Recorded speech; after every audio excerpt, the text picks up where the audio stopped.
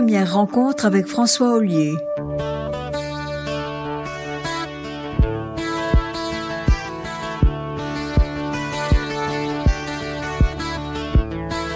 François Ollier, bonjour. Et merci de m'accorder ce moment entre deux parties de golf, peut-être. François, je ne sais quel qualificatif employer pour essayer de te définir. Je te tutoie en tout cas, parce que nous nous connaissons depuis si longtemps. Es-tu écrivain, artiste, archéologue ou tout cela en même temps? Je résumerai tout en disant que tu es polynésien de cœur, car si je ne me trompe, cela fait maintenant plus de 60 ans que tu vis dans ces îles, et si j'en crois ton lieu de naissance, rien ne laissait prévoir une vie dans le Pacifique.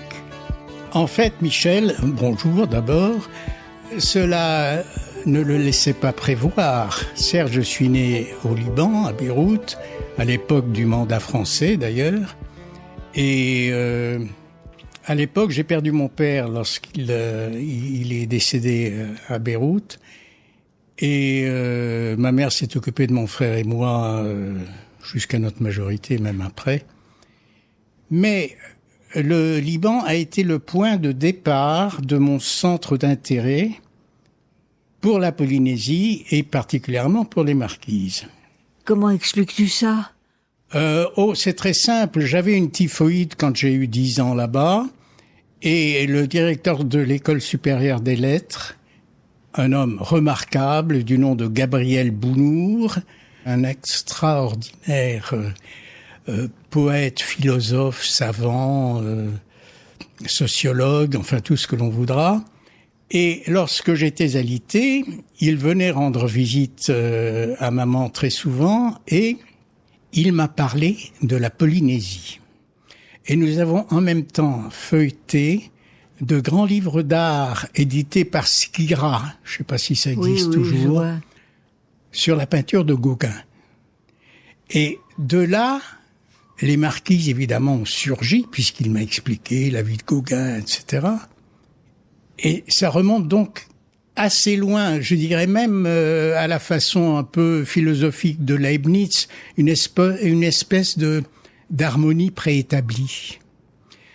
Une espèce de conditionnement de l'être qui fait que il y a une certaine fatalité, une certaine ligne tracée vers un certain destin qui se manifeste à une époque qui peut être la petite enfance, comme c'était mon cas, et qui m'a orienté justement vers les mers du Sud et vers le Pacifique et notamment vers les Marquises. Mais le plus extraordinaire est que, rentré après la guerre à Paris, j'habitais avec maman et mon frère rue de Grenelle, tout près du Champ de Mars. Nous étions au 4e étage et au 6e étage, il y avait une fillette adorable dont la mère était très amie avec maman, qui s'appelait Jacqueline et avec qui nous jouions assez souvent. Et le jour de son anniversaire, j'ai dit à maman, écoute, je voudrais lui faire un cadeau, j'avais 11 ans à peu près.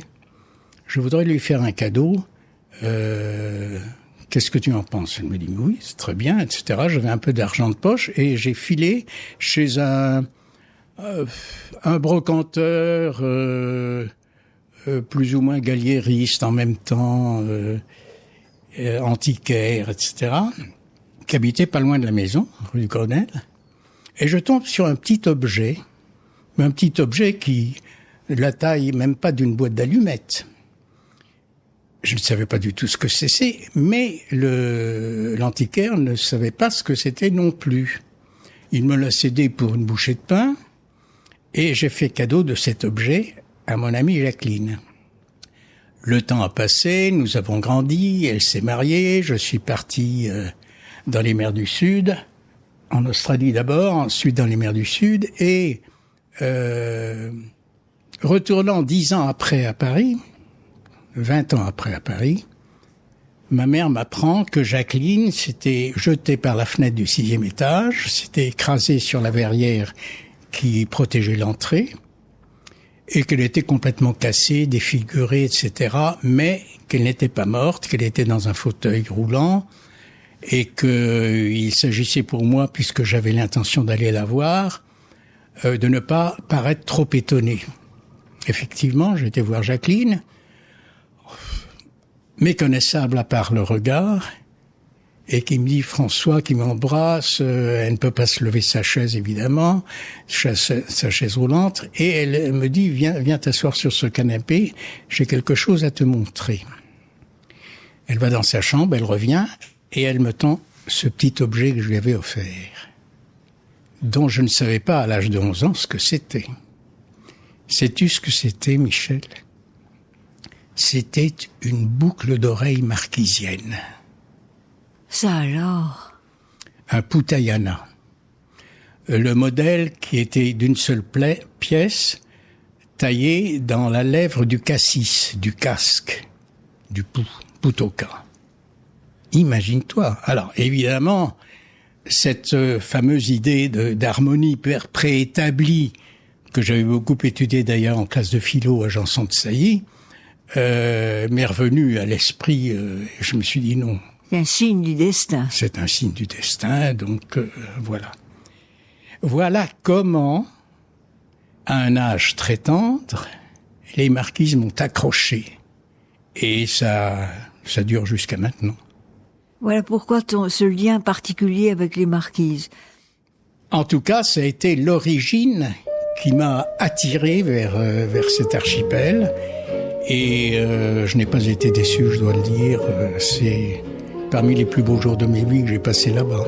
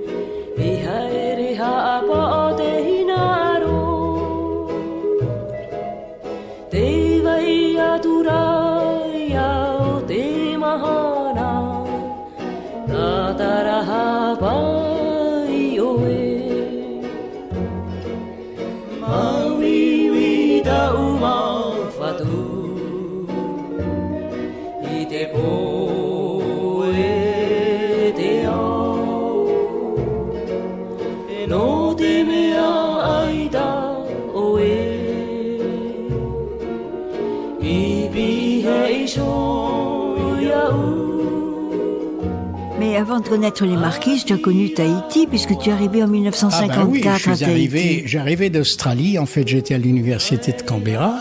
Ma mère était en poste à l'ambassade de France à Canberra. Et je suivais des cours à l'université de Canberra. Des cours de mandarin, de javanais et de poterie. C'est très, très divers comme activité. Et ensuite, je suis venu à Tahiti parce que j'avais besoin de faire... J'étais appelé sous les drapeaux pour mon service militaire. Et donc, j'ai fait 6 mois à Nouméa. Et au bout de 6 mois, j'ai demandé à être muté à Tahiti. Et c'est comme ça que je suis arrivé ici. À Tahiti était évidemment pas le même Papeete que nous connaissons maintenant. Non, Quelle impression as-tu gardé de cette époque? L'impression d'une authenticité à peine effleurée. C'était l'époque du Queen, c'était l'époque où les bateaux étaient déchargés sur des charrois tirés par des chevaux et conduit par des Chinois qui traversaient la ville avec les marchandises. C'était vraiment une époque extraordinaire.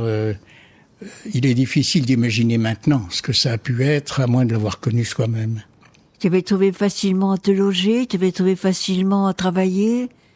Écoute, à l'époque, lorsque j'ai terminé mon service militaire, j'avais demandé à être muté d'ailleurs dans le service de santé, parce que j'avais pas envie d'aller faire des manœuvres, tenir un fusil, etc. Ça ne m'intéressait pas.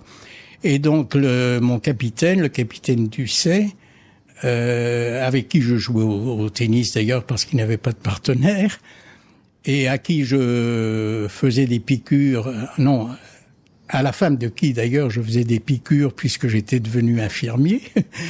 C'était une atmosphère très détendue, d'autant que la petite infirmerie de la caserne se trouvait en dehors de la caserne en fait. Et c'était un farignaou, pas tout ce qu'il y a de plus sain pour une atmosphère qui demandait à l'être. Mais bref, c'était quand même un épouse. Et c'est là que j'ai connu Vicky, ma femme actuelle, et qui était infirmière. Et lorsque j'allais à l'hôpital prendre des médicaments pour l'infirmerie, c'était là que j'ai fait ses connaissances. Et tu as rencontré Franck Fay à quelle époque alors? J'ai rencontré Franck Fay très tôt. J'ai rencontré Franck Fay, là j'étais arrivé en 54 en Polynésie. J'ai rencontré Franck Fay en 56, 57 à peu près. À l'époque, il avait son atelier et sa maison à Taonua, tout près de la rivière qui sort quand on va un peu plus loin. Et je l'ai connu là, il faisait de la poterie, il faisait peu de peinture à l'époque. Et ensuite, il a émigré au centre Weimar, enfin, dans le quartier du centre Weimar, derrière le Weimar, le café Weimar d'ailleurs, dans le petit passage où il y avait également Tahitiar, Muraro à l'époque, voilà, le premier passage, Muraro. Ce petit passage qui a disparu totalement. Qui a disparu totalement maintenant, bien sûr. Et alors vous avez ensemble travaillé, exposé, parce que tu écrivais à ce moment-là. Tu écrivais et tu peignais. Oui, je peignais un tout petit peu, mais en fait, non, j'écrivais plutôt. Nous avons commis ensemble, Franck et moi, un petit opuscule que j'avais intitulé Alcaeste. Alcaeste est un terme qui a été inventé par l'alchimiste Paracelse au Moyen-Âge et qui signifiait en fait dissolvant universel. Pourquoi ai-je pris ce titre-là? Pourquoi pas un autre? Ça n'a aucune importance, il fallait donner un titre. Et cet ouvrage, en fait, était composé de dessins de Franck Fay, exécutés sur des thèmes que j'avais écrits. Et ça a eu pas mal de succès finalement, mais enfin on n'a pas fait une publicité extraordinaire parce que ni Franck ni moi-même n'étions férus de pub et nous faisons ça vraiment par plaisir et par amour de l'art si tu veux. Et ce pauvre Franck est décédé il y a 2 ans ou 3 ans, je crois. 2 ans ou 3 ans. Oui, oui. Et il est bien oublié parce que j'avais voulu faire passer une émission que j'avais enregistrée avec lui et à Polynésie Première, on m'a dit qui est-ce Franck Fay? Et ça m'a été un choc pour moi parce que il y avait une fresque qui avait longtemps été visible à l'aéroport. Donc pour moi c'était un artiste connu. Et bien il tombe facilement dans l'oubli. Oui, qu'est-ce que tu veux? Et tu vivais de quoi à ce moment-là, toi? Tu travaillais Écoute, quand je suis arrivé, quand j'ai quitté le service militaire, il y a eu un concours pour être interprète du gouverneur. Puis c'était encore un gouverneur à l'époque. C'était le gouverneur Toby. Et il y a un concours et j'étais le moins mauvais. Et donc, comme j'avais une connaissance de la langue, une pratique de la langue anglaise assez fluente malgré tout,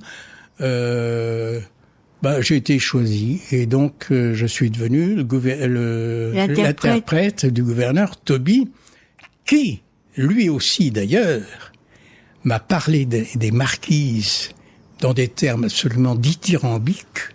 J'étais un amoureux fou des marquises. Et tu te souviens peut-être de lui. Moi, je l'ai pas connu. Tu l'as pas connu. Enfin, c'était un homme extraordinaire.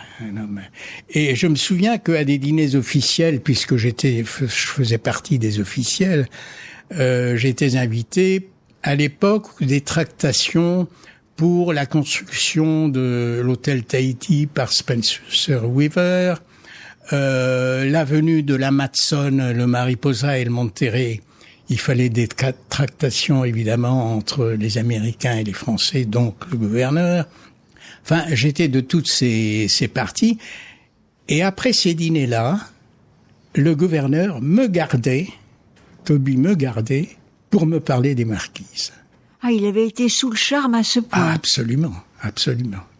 Et donc, si tu veux, ça a renforcé un peu cette attirance déjà native, je dirais, pour ces archipels.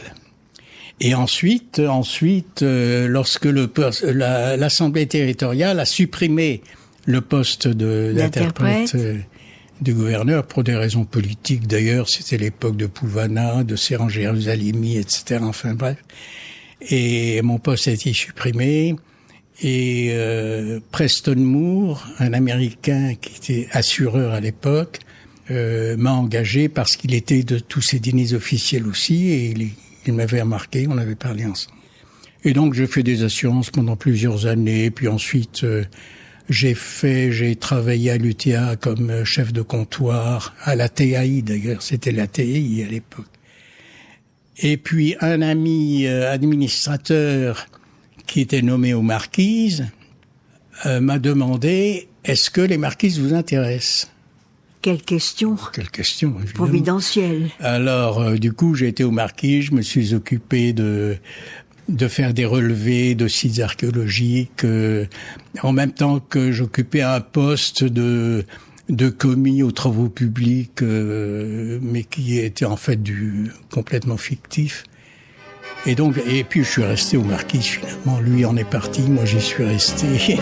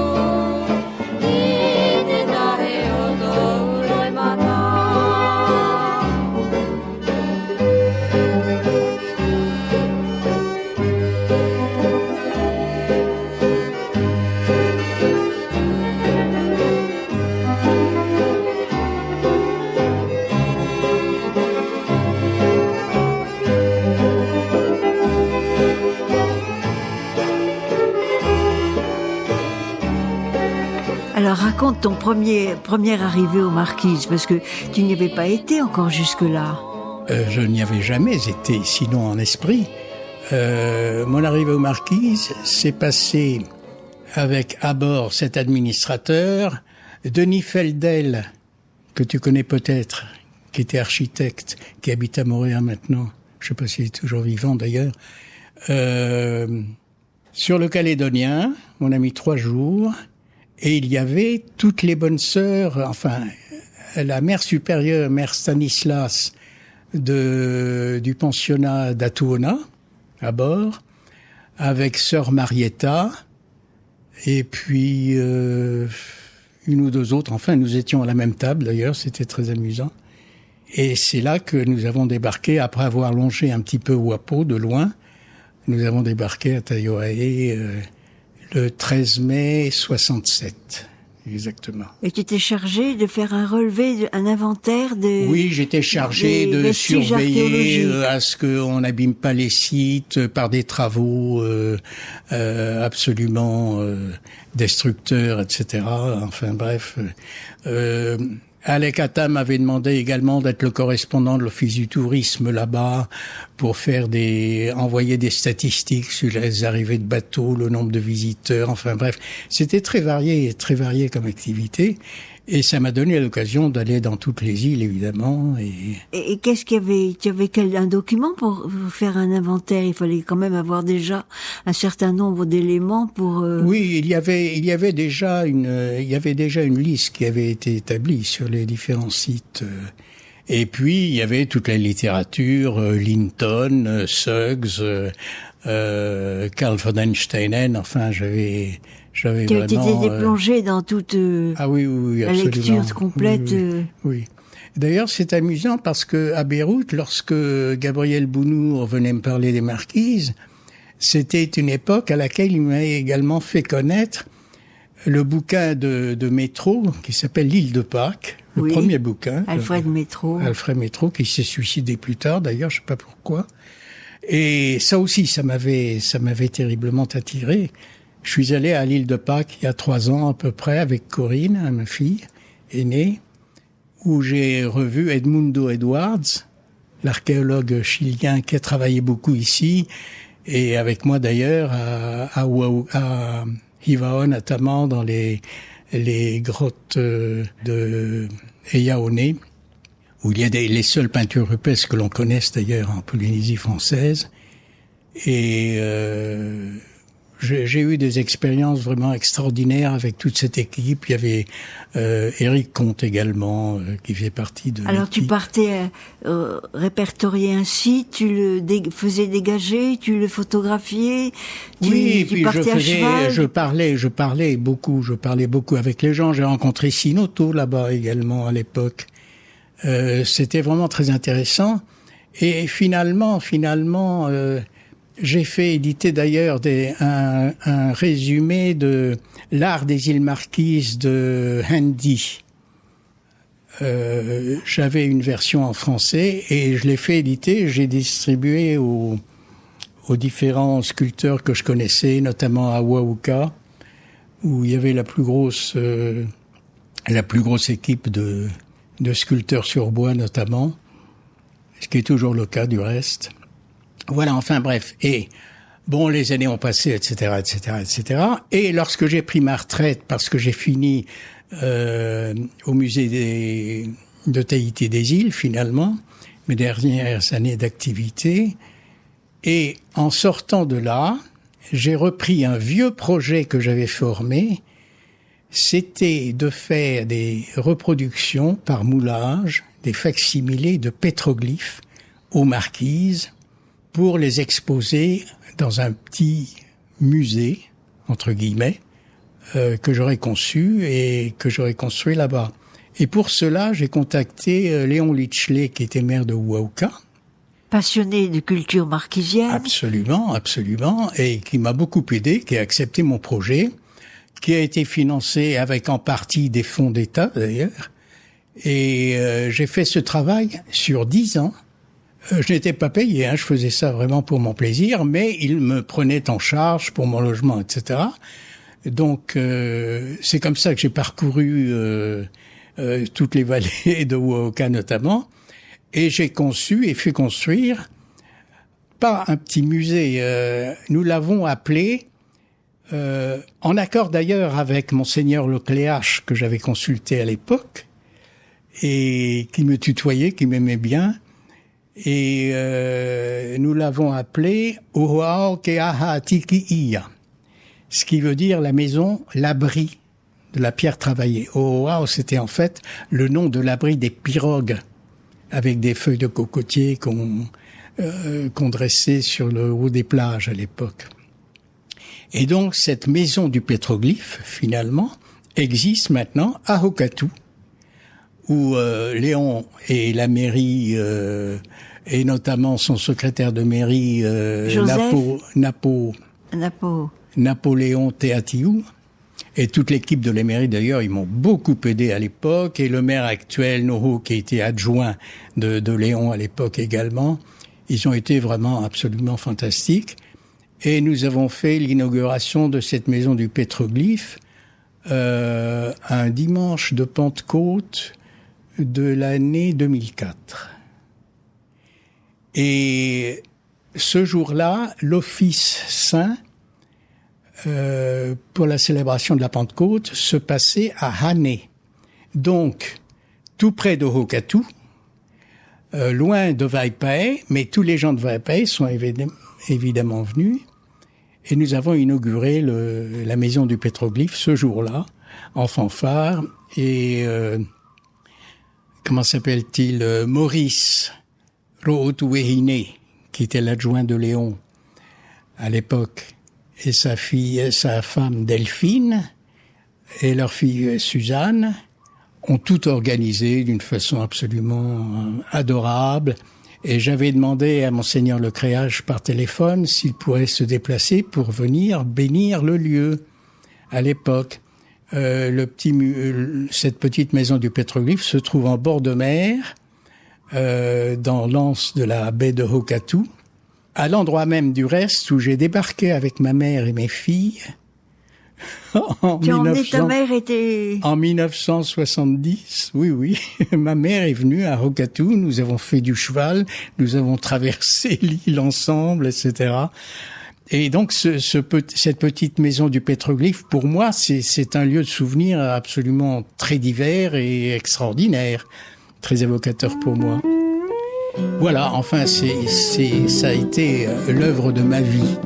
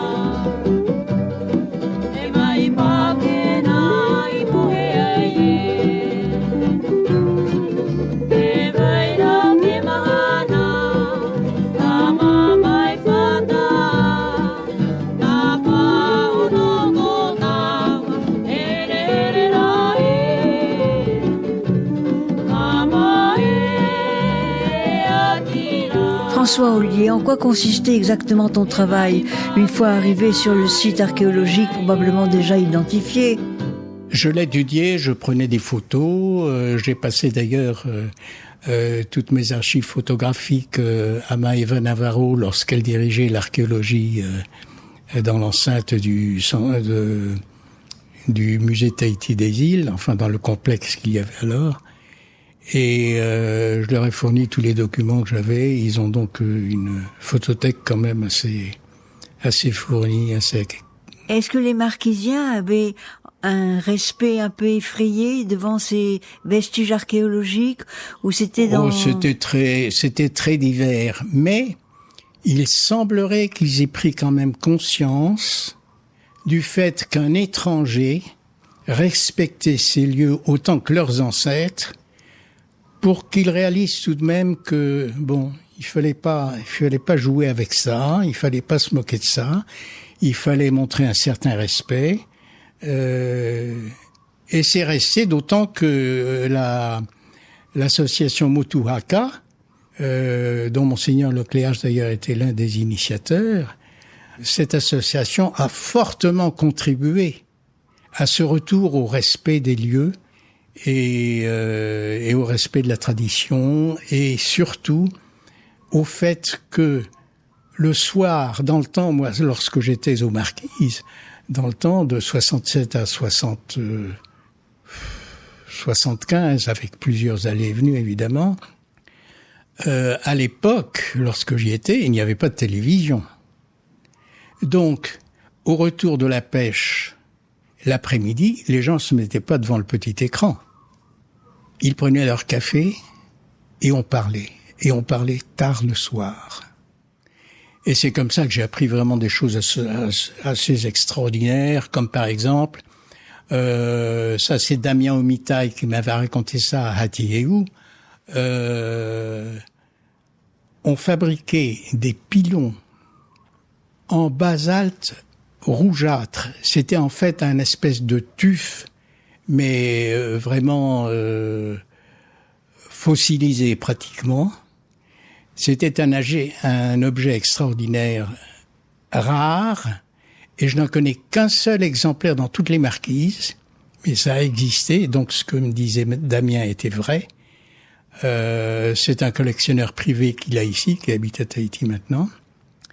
Et j'apprenais comme ça des choses absolument extraordinaires. Le fait pour le soir, pour éloigner les moustiques, il prenait l'enveloppe des florescences du palmier, du cocotier plutôt, et faisait des lacérations pour les mettre en paquet. Et il mettait le feu à un bout et ça durait comme ça brûlait toute la nuit et ça chassait les moustiques. Et ça, je l'ai appris d'un vieux à Fatouiva où j'ai passé des années inouïes et incomparables. C'est un vieux, le vieux Caroro et sa femme Théanie qui m'ont appris ça sur un paépé le soir quand nous allions là-bas pour discuter des jours anciens, des vieilles coutumes, etc. Est-ce qu'ils te racontaient l'histoire de ce Méaé ou de ce Paépé?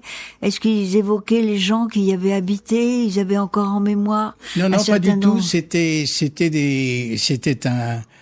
un Paépé. Leur maison était sur un petit Paépé qui leur venait de la famille. Oui. Ils pouvaient pas en retracer l'origine exacte, exactement. Ils étaient déjà très âgés et, enfin voilà. Donc tu as vécu au milieu des Marquisiens, pas toujours au centre du village, je suppose que tu as vécu un peu à l'écart.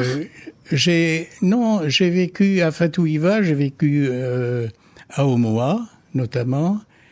À Oahuka, j'ai surtout vécu à Hokatu. Oui. Bon, et puis Nukuiva à Taiohae, évidemment, la première fois que je suis arrivé. Mais ça m'a donné l'occasion de rencontrer vraiment des choses extraordinaires. J'ai bien connu Lucien Kimitete, le mari de Déborah, qui m'a toujours très très bien accueilli, ainsi qu'elle d'ailleurs. Enfin, j'ai vraiment profité de l'existence extraordinairement bien. J'ai fait des moulages de pétroglyphes à Hatiheu également. C'était très divers. Ces pétroglyphes, tout à l'heure, tu as employé l'expression peinture rupestre. Est-ce que c'est la même chose? Ah, absolument pas. Les peintures rupestres des marquises ne sont connues qu'en un seul lieu, c'est dans la vallée de Heiaone, à côté de Puamao, à distance de cheval, à une demi-heure de cheval à peu près, sur la propriété d'un vieux Norvégien d'origine, Henere Lie, dont le fils vit toujours, il est à Altona maintenant. Et dans cette vallée de Heiaone, il avait fait des plantations d'orangers, il avait aménagé cette vallée d'une façon extraordinaire, il avait construit sa maison d'ailleurs en bois. Et en allant vers la mer, la petite crique est surplombée par des falaises assez rudes, pas très hautes. Et lorsque l'on y monte, on tombe sur une espèce de galerie ouverte d'un côté, une espèce de demi-boyau, si tu veux. Et dans le fond de la roche, il y a des peintures rupestres, des peintures à la terre rouge, qui représentent des pêcheurs, des requins, des personnages, des poissons, des oiseaux, enfin des tortues. Quelque chose d'extraordinaire. Oui. Et d'ailleurs, au service de l'archéologie du musée, à l'époque, nous avions fait une expédition avec Maeva Navarro et Edmundo Edwards pour justement, et Claudio, je me souviens plus de son nom, un autre Chilien, nous avions fait toute une exposition là. Et il existe dans les archives du musée un panorama de toutes ces vues qui ont été prises alors. C'est le seul endroit où il y ait ce genre d'art pariétal aux marquises. C'est extraordinaire. Et personne n'a de souvenirs accrochés à ces peintures rupestres? Impossible de trouver quoi que ce soit. Elles sont protégées? Malheureusement non, parce que le fils de Henere Lie ne veut pas qu'on y ait accès. C'est peut-être une protection, ça. C'est une protection, non. Dans la mesure où, oui, les visiteurs ne sont pas tentés de dégrader les lieux, oui, certes. Mais, par contre, c'est un passage de chèvres qui font leur défécation tout le long de la galerie, ce qui altère quand même considérablement la surface de la roche. Et si on n'y prend pas garde, un jour ou l'autre, ça disparaîtra complètement. Alors, j'avais fait des suggestions à l'époque pour dresser une barrière de façon à ce que les chèvres n'aient pas accès sur ce platier, si tu veux, ce demi-boyau qui leur servait de passage. Et donc, elles auraient été obligées de passer par le bas, donc sans altérer du tout le site. Mais bon, bref, c'est resté lettre morte comme beaucoup d'autres choses du reste, comme les poteaux électriques qui ont été implantés de Hane à Hokatu tout le long de la route et qui dénaturent complètement la vue sur le Motu Hane à l'entrée de la baie. D'ailleurs, tu connais, puisque tu as été avec la Ranui. Tu as vu ces poteaux qui sont absolument affreux, et j'avais fait tout un plan en faisant passer ces lignes électriques à la sortie de Hane en venant à Hokatu et en passant carrément par la montagne pour rejoindre le fond de Hokatu. Mais ça n'a pas été suivi, donc bon. On fait pas le bonheur des gens malgré eux, hein. Si le gouvernement s'en fout, que veux-tu dire? Mais au moins, j'aurais signalé la chose. Voilà. Donc c'est des peintures rupestres uniques aux marquises. Absolument uniques. Et tu les as découvertes? À ma connaissance. Ou tu avais un plan, tu avais une indication. C'est toi qui les as découvertes ou elles étaient déjà répertoriées? Non, elles étaient, je ne sais pas si elles avaient été répertoriées. Je sais simplement que c'est le vieux lit dans les années 68 qui me les avait signalés.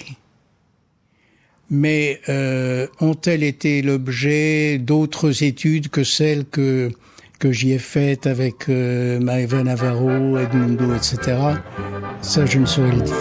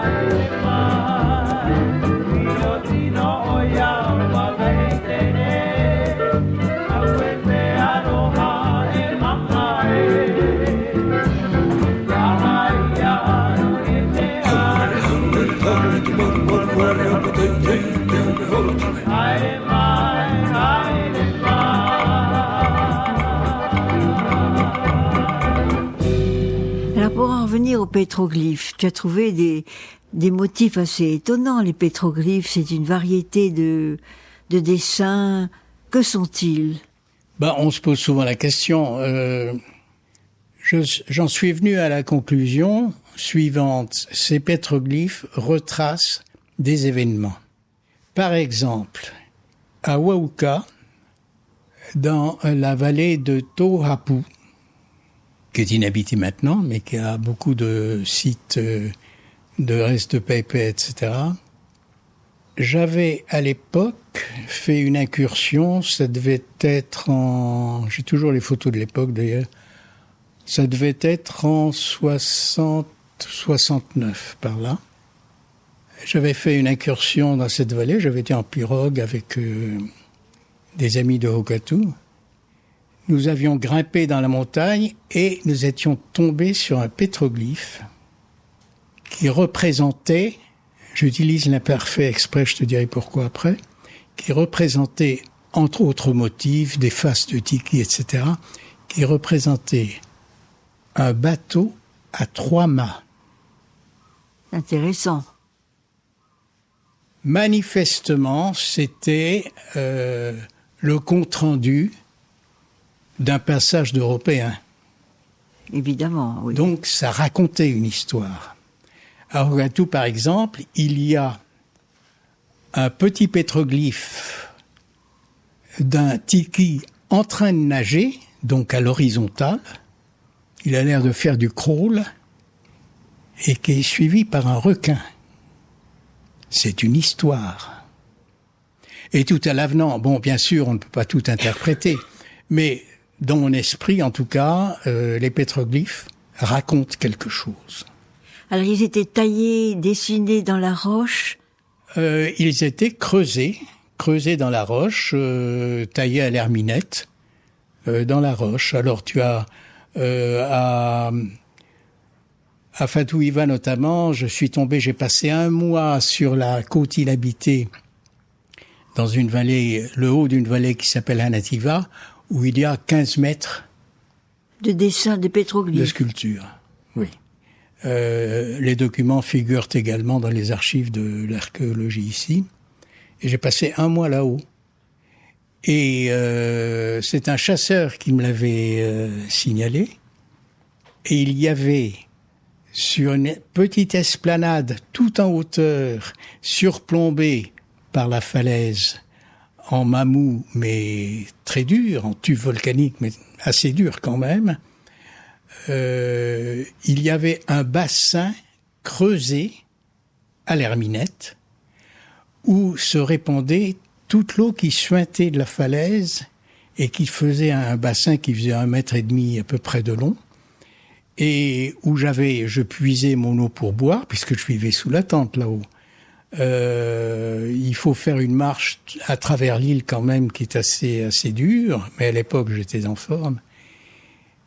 C'est un endroit absolument magique et hanté d'une foule d'oiseaux du genre de Omao, ce qu'on appelle le Omao ici. Je crois qu'on lui a donné un autre nom du reste. Ils sont en train de le protéger ici, le royal... le monarque. Le monarque, voilà, le monarque.